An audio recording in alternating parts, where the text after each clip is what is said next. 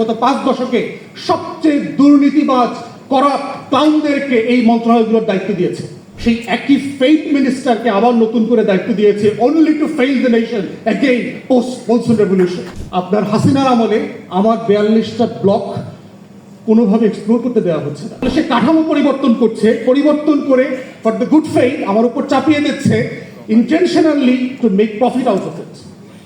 তাহলে এই ফান্ডামেন্টাল কাঠামোর যে প্রশ্ন আছে, যে আমার বাপেক্সকো নিষ্ক্রিয় হয়ে আছে কিন্তু আমার বিগ কোম্পানিগুলো এসে এখানে এক্সপ্লোর করছে, আবার যেহেতু ভারতের পাশে বার্মার পাশে আমার সমুদ্র বিজয় হয়েছে, আপনার হাসিনার আমলে আমার 42টা ব্লক কোনোভাবে এক্সপ্লোর করতে দেওয়া হচ্ছে না, বাপেক্সকোকে দুর্বল করে দিয়েছে। তাহলে দেখেন পুরো কাঠামোটা এমন, again it relates to the সভরেনিটি, যে আমার পুরো ফ্রেম যেখানে আমাকে তর্কটা করতে হচ্ছে, এই তর্কটা একটা কলোনিয়াল ফ্রেমের মধ্যে আমাকে করতে হচ্ছে। আমার রিপাবলিকের যে সভরেনিটির জায়গা, সেখান থেকে আমি এই তর্ক, শর্ত, কাঠামো, অবকাঠামো, চুক্তি কোনো কিছু আমি আর্গু করতে পারছি না।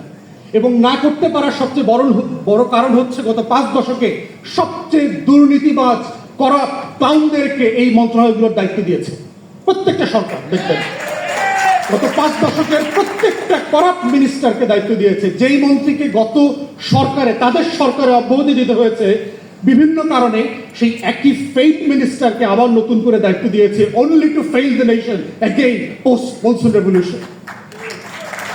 তো এই দুইটা কাঠামোর জায়গা থেকে টোটাল আমাদের জ্বালানি, বিদ্যুৎ এগুলোকে নিয়ে নতুন তর্কটা তোলা দরকার। সার্টেনলি আজকের এনসিপি প্যানেলিস্ট যারা কথা বলেছেন সেটা গুরুত্বপূর্ণ। আমরা আমাদের প্যানেলিস্টদের কাছ থেকে শিখতে চাই, বুঝতে চাই রাজনৈতিক কর্মী আকারে যে এই কাঠামোর ভিতরে নতুন সত্য আমরা কিভাবে তৈরি করতে পারি।